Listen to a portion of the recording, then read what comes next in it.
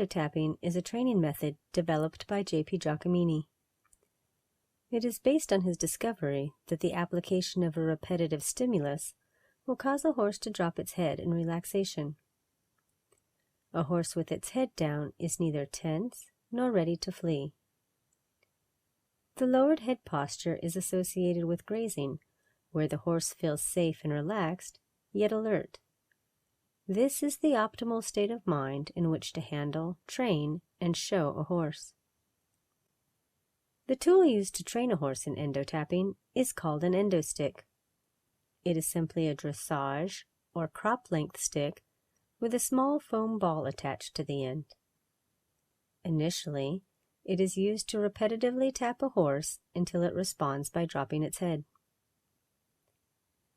As training progresses, the endostick will be used as a cue to slow and halt a horse's movement, to obtain relaxation in movement, to round the horse onto the bit in self-carriage, and eventually to increase its length of stride or degree of engagement when tapped in rhythm to a specific moment of the horse's footfall.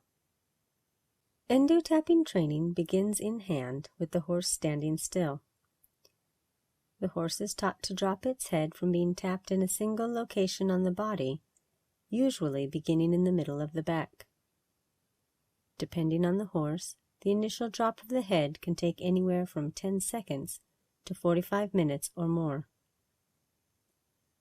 A horse's first response to being endotapped will typically be to show resistance. If the horse moves out of position, it is returned to place and the endostick is pressed against the horse as a signal to halt. In this way, the horse learns to relate the press of the endostick with cessation of movement.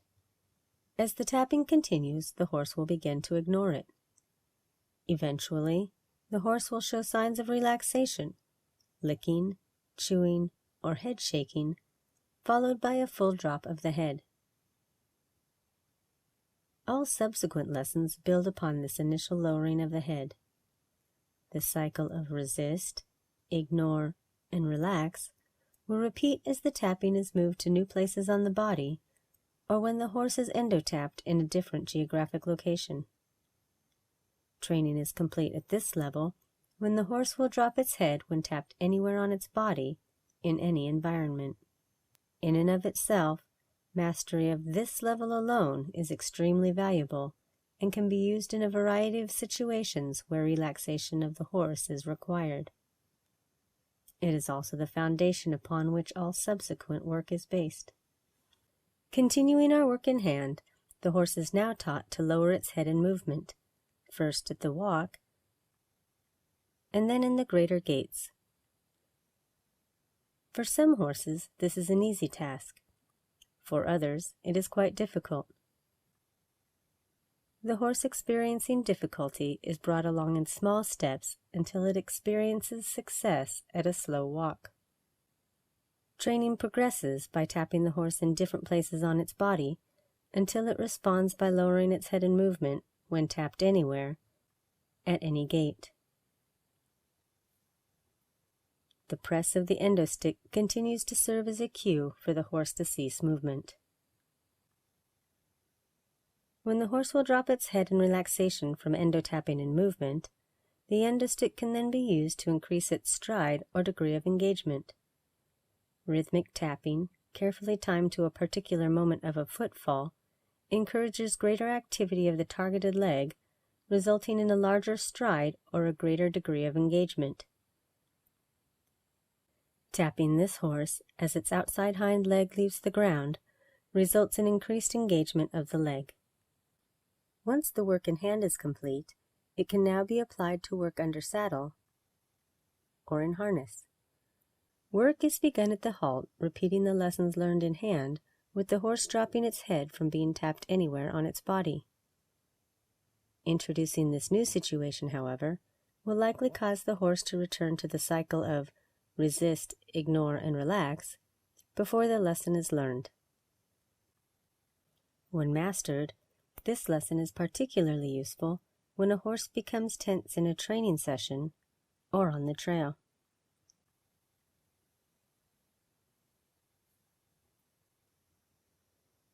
The handler has the ability to stop, relax the horse, and begin the lesson or ride anew.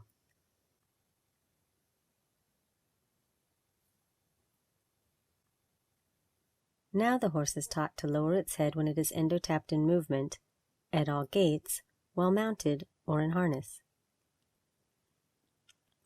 As the endo-tapping aids are refined, the trained horse responds to the tapping by relaxing and rounding forward and down into the rider's hand. The hand of the rider merely serves to communicate the desired position of the head with a light contact. It does not pull or manipulate the horse's head into place.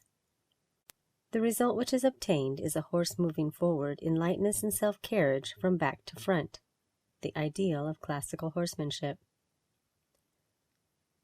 It is also at this level when the press of the endostick is refined into a cue for the half-halt. As shown here, this driving horse slows and rounds from a press of the whip, with no action from the hand. The lessons learned in movement can now be applied by tapping in rhythm to a precise moment of a footfall to increase stride or degree of engagement. From improving the walk to greater engagement at the trot, or creating an active and cadenced piaffe, endo-tapping can be used to improve performance in all areas, regardless of discipline. Once learned, the cues taught using endo-tapping can be transferred to the traditional aids. This rider is teaching his horse to slow and halt by pressing his legs against the side of the horse, transferring the cue the horse has already learned using the endostick. The power and simplicity of endo-tapping to produce relaxation and the beauty of the classical ideal is within the reach of all who would pursue it. As we strive for this worthy goal, perhaps there is no better testimonial for endo-tapping than J.P. Giacomini and his own horses.